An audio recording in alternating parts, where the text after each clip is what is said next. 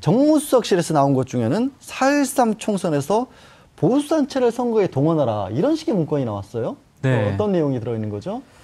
예, 뭐 그렇습니다. 뭐 경향신문에서 단독 보도를 낸 기사인데요. 그러니까 박근혜 정부에서 보수단체를 뭐 선거에 동원하려 했다라는 내용의 문건이 정무수석실 캐비넷에서 발견이 됐다는 겁니다. 근데 내용은 이렇습니다. 뭐 총선을 앞둔 상황에서 보수단체들이 힘을 모아서 정부 지원 세력 역할을 충실히 하도록 독려를 해라. 네, 이런 내용이 있었고요. 그리고 또 자유총연맹이나 바르게 살기 협의회 같은 보수단체의 이름이 적시가 돼 있었습니다. 그래서 만약에 이것이 사실이면은 그야말로 이제 관건 선거를 한 셈이죠. 네. 관제 데모, 뭐 관건 선거 말기만 했었는데 네.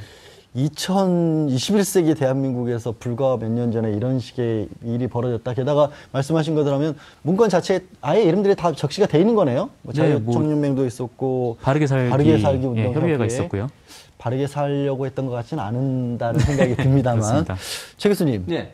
그러면 이거는 누가 시켰을 거 아니에요? 그렇죠. 위가 있잖아요, 이거. 누가. 저는 개인적인 생각입니다. 네. 뭐 틀릴 수도 있으니까. 아니, 뭐 개인적인 그렇죠. 생각 말씀하시는 거예요. 예. 저는 박근혜 전 대통령이 일정 부분 알고 있었을 가능성이 있다고 봅니다. 왜냐하면 마지막 결론은 결국 대통령한테 보고하지 않겠습니까? 물론 비서실장을 통해서 보고가 됐겠지만 이 내용, 예를 들면 특정 단체에 대해서 지원을 하겠다. 특히 관제데모라고 하는 것은 아시는 것처럼 박근혜 전 대통령이 통치 기간 동안 박근혜 전 대통령 정부를 도와주려고 하고 지지하려고 하고 좋은 이미지를 만들려고 하는 그런 의도를 갖고 집회를 하거나 아니면 어떤 행사를 하는 단체에 대해서 특별히 지원을 해준 거 아니겠습니까? 자유총연맹도 그렇고 엄마부대도 그렇고 뭐 문제만 있으면 세월호 사건 때도 보세요. 엄마부대 나와가지고 폭식 그런 거 하고요.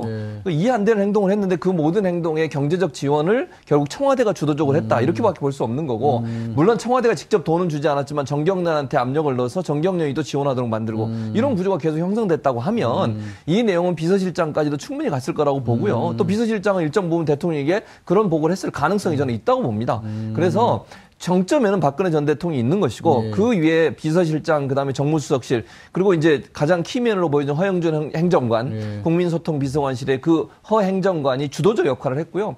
그 과정을 보면 이제 헌법에서 보장하고 있는 뭐랄까요, 그 표현의 자유, 그다음에 언론의 자유 이런 부분과 연관해서 블랙리스트와도 연관이 돼 있다고 봐요. 그러니까 화이트리스트라고 그래서 지원해야 될 대상만 따로 뽑아가지고 그 단체만 지원을 한 거 아니겠습니까? 그렇죠. 또 이렇게 너무 편향적인, 지금도 보세요.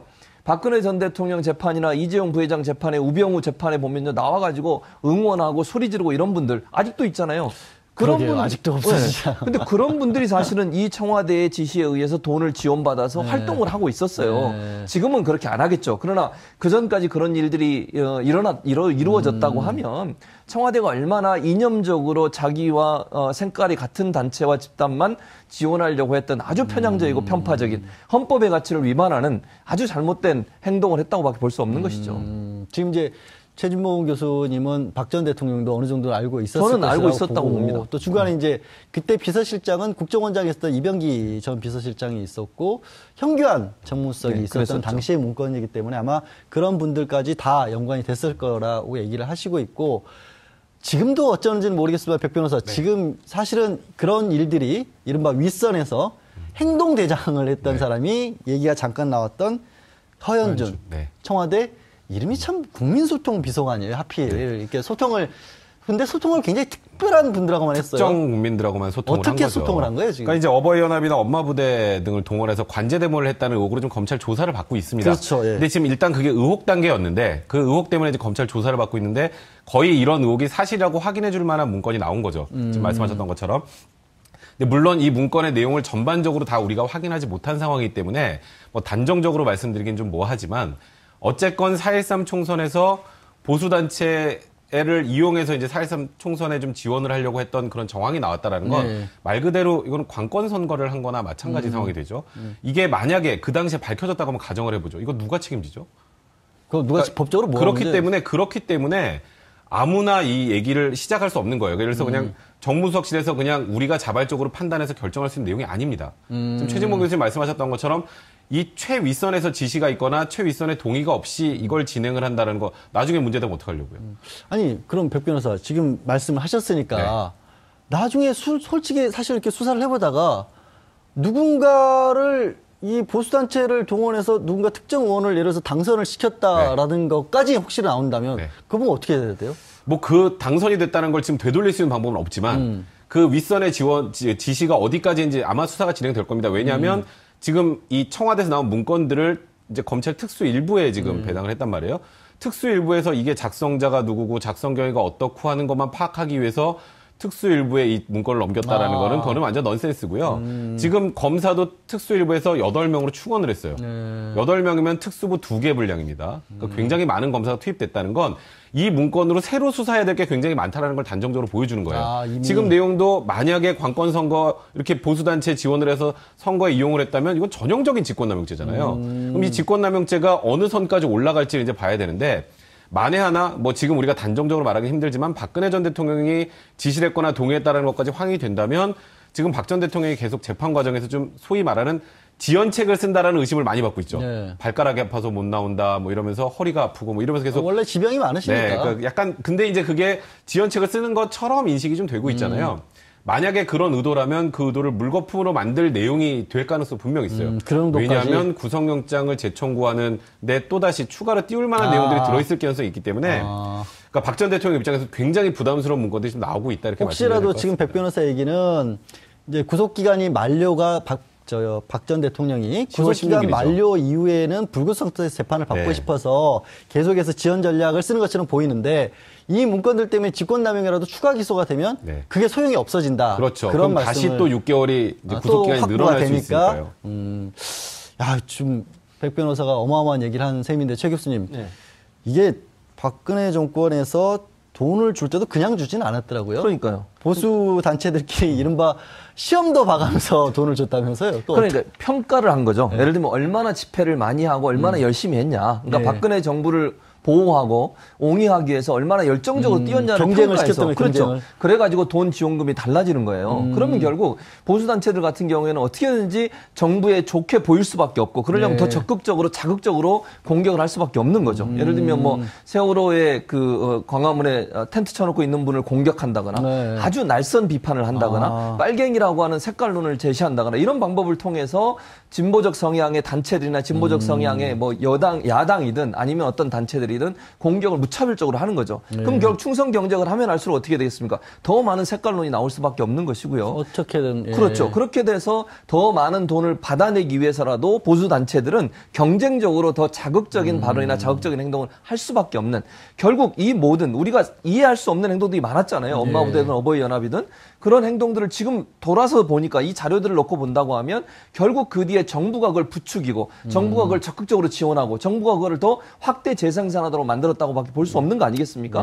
이거는요 국정농단과 함께 우리 사회를 전 국민의 대통령이라고 뽑아놨더니 결국 자기만 좋아하는 사람들을 위해서 일했던 박근혜 전 대통령이 아주 잘못된 정치 통치 행위라고밖에 볼 수 없는 것이죠. 100% 통합이 결국에는 본인의 뜻에 맞는 100% 통합이었다는 그런 건데 이 와중에 정 기자님 이제 정무수석 정책조정수석실이었나요? 네. 그때 기획비서관실에서 발견된 거 아까 한 3시쯤에 청와대 박수현 대변인 수석 대변인이 그 문건 500사건의 제목 일부하고 일부 내용을 공개를 했습니다. 발표를 했는데 어떤 내용들이 주로 들어가 있었다고 오늘 발표 내용이 뭐였죠? 일단 박수현 대변인이 발표한 내용은 일단 뭐 첫 번째는 이건데 그러니까 일단 보수 단체들에 대한 그 기금 지원이 들어갔다는 거예요. 그러니까 특정한 이념의 확산을 계속 이제 유지를 했다는 거죠. 그러니까 구체적으로 보면 뭐냐면 뭐 청년과 해외 보수 세력을 뭐 육성을 하라. 그다음에 국정 환경 진단 및 운영 기조라는 문건이 있는데 여기서는 보수 농객 육성의 프로그램을 만들어 가지고 활성화를 시키라. 이런 식으로 이제 이데올로그를 만들어서 이렇게 전파를 하겠다는 거죠. 그리고 2015년 7월 비서실장 주재 수석 비서관 회의 결과 문건이라는 것도 있는데 여기서는 신생 청년 보수 단체들에 대한 뭐 관련 기금 지원을 적극 검토하라. 이런 내용이 있다고 합니다. 그리고 또 삼성물산 합병안에 대한 뭐 국민연금 의결권 관련된 내용도 있고요. 그다음에 뭐 서울시 관련된 내용도 있고, 어쨌든 뭐 여러 가지 내용이 있습니다. 이른바 이제 지금 재판을 받고 있는 것은 지원을 배제했다는 블랙리스트와 관련해서 재판을 받고 있고 그렇게 지원을 배제했던 문화예술기가 있는가 하면 화이트리스트라고 불러야겠죠. 또 적극적으로 도와주는 그런 단계도 있었다라는 게 이 문건으로서 어느 정도 확인이 된 것 같은데 그렇게 봐야겠군요. 네, 그렇습니다. 백 변호사. 그러면 뭐 받으셨어요? 네? 뭐 받으셨어요? 뭘 받았나요? 아니 제가? 보수 농객 지원책이 제가 있었다고 보수 하니까. 농객인가요? 아니 혹시 뭐 궁금해, 진보인지 중도인지 보수인지 전 잘 모르겠습니다만 궁금해서 혹시 받으신 게 있나 싶어서. 저는 없네요. 없어요? 네, 저는 없으니까 저는 보수로 보지 않았었나 봐요. 그러니까 그런가요? 제가 그럼 이게 지금 받았으면 어떻게 되는 거예요, 이게? 뭐 받았으면 문제될 건 없죠. 사실 법적으로는 정부가 잘못한 건 잘못했지만 근데 정부가 받았다고 해도 정부가 어떻게 쓰는지하고. 정부요? 정부가 뭐냐고요? 정부가 잘못한 게 뭐냐고요? 정부가 잘못한 거는 이거는 도의적으로 비난받을 문제죠. 정치적으로 문제가 될 부분이고요. 사실 저희가 공무원이 아니기 때문에 뭐 뇌물죄 대상도 아니고 뭐 김영란법 대상도 아니고 그럼 준 사람도 역시 처벌 안 받죠. 저희가 무슨 사업을 하면서 뭐 배임수재죄나 배임수증죄도 아니고 뭐 유리하게 말아달라는 취지로 뭔가를 받았다고 해도 어찌 보면 이게 법의 사각지대라고 해야 될까요? 그렇게 생각이 드는데 그러니까 이게 언론의 영향력이라는 게 굉장히 크잖아요. 네. 그죠? 그리고 예를 들어서 뭐 그 당시에 저도 많이 출연했던 것 같은데 그 세월호 그 유가족들이 김현 의원과 함께 뭐 그 대리기사 폭행했던 사건들도 굉장히 많이 부각하라는 취재 내용도 저번에 그 자료에 좀 포함이 됐던 것처럼 그렇게 하다 보면 세월호 유가족들을 바라보는 국민들의 시선이 차가워질 수밖에 없겠죠. 이제 그런 방향으로 좀 언론을 이용했다라는 건데 그거는 정책적으로 굉장히 비난받아 마땅한 것 같고요. 근데 이번에 이제 아까 정책조정수석실이죠. 지금 국정상황실인데 여기서 나온 504건 말고 이제 국가안보실에서 나온 건 오늘 발표 안 했어요. 그건 이제 그건 일요일 날 한대요. 일요일 날 한다는데. 또 정리를 한답니까? 네, 또 정리를 해서 좀 분류해서 한다는데 일요일 날 나올 거는 지금 어느 정도 예고가 된 게 사드. 그다음에 한일 위안부 협상 관련된 문제들이 들어있을 거로 좀 추정이 되는데 사드 관련해서도 불투명성이 굉장히 많았다는 것 때문에 좀 비난을 많이 받았는데 그것도 이번에 만약에 확인이 된다면 굉장히 좀 폭발력이 큰 자료가 될 것 같고요. 사실 오늘 발표된 것 중에 저는 가장 충격적이었던 게 이 보수농객 육성 프로그램 활성화 이런 거보다 삼성물산과 제일모직의 합병 과정에서 정부가 지원한 것처럼 보이지 않게 하라라는 그런 내용의 문건이 있다고 하거든요. 예. 이거는 증거 능력이 부여돼서 증거로 제출이 되면 사실상 이번에 국정농단 사건 삼성과 관련된 뇌물죄 재판은 끝이라고 봐도 무방하지 않을까라는 생각이 들 정도의 그렇게까지? 파괴력이 있는 일단 제목만 봤을 때는 그런 내용이라는 생각이 좀 듭니다.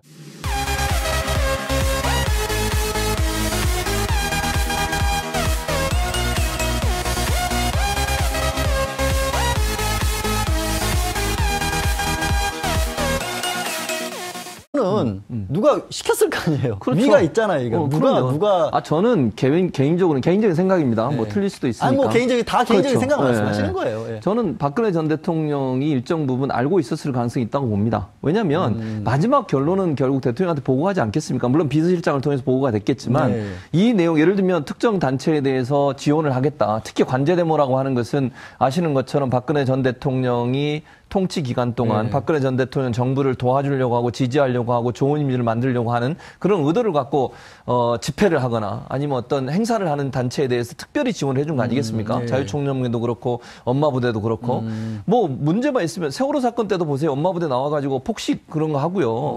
이해 안 되는 행동을 했는데 그 모든 행동에 경제적 지원을 결국 청와대가 주도적으로 했다. 이렇게밖에 볼 수 없는 거고 물론 청와대가 직접 돈은 주지 않았지만 정경련한테 압력을 넣어서 정경련이 또 지원하도록 만들고 이런 구조가 계속 형성됐다고 하면 이 내용은 비서실장까지도 충분히 갔을 거라고 보고요. 또 비서실장은 일정 부분 대통령에게 그런 보고를 했을 가능성이 저는 있다고 봅니다.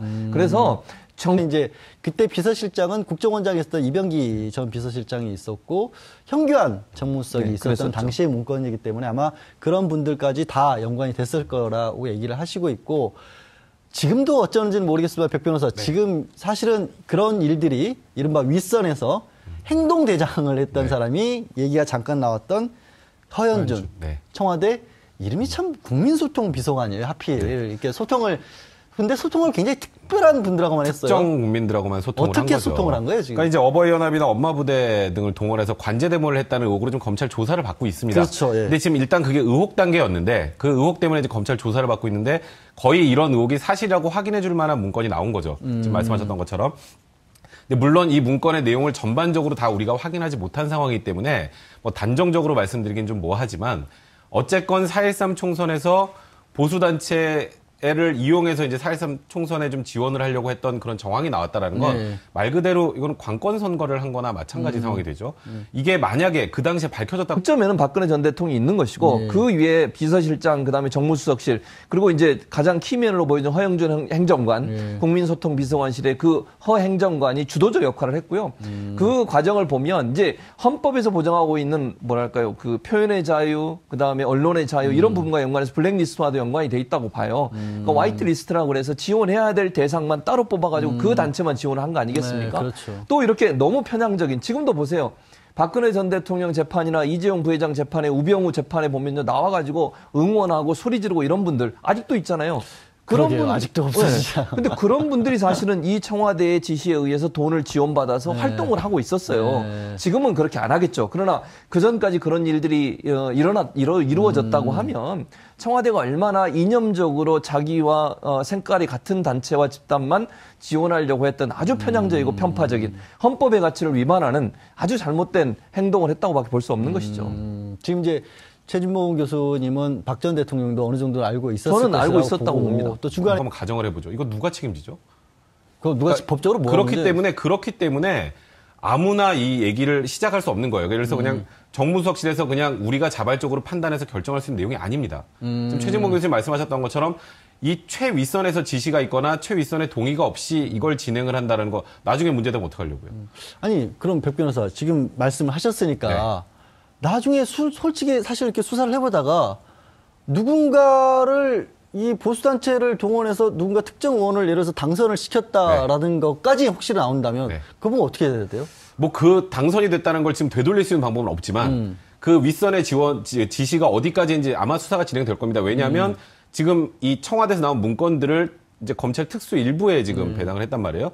특수 일부에서 이게 작성자가 누구고 작성 경위가 어떻고 하는 것만 파악하기 위해서 특수일부에 이 문건을 넘겼다라는 거는 그거는 완전 넌센스고요. 지금 검사도 특수일부에서 8명으로 충원을 했어요. 8명이면 특수부 2개 분량입니다. 그러니까 굉장히 많은 검사가 투입됐다는 건 이 문건 정무수석실에서 나온 것 중에는 4.13 총선에서 보수단체를 선거에 동원하라 이런 식의 문건이 나왔어요. 네. 어떤 내용이 들어있는 거죠?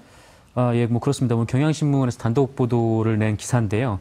그러니까 박근혜 정부에서 보수단체를 뭐 선거에 동원하려 했다라는 내용의 문건이 정무수석실 캐비넷에서 발견이 됐다는 겁니다.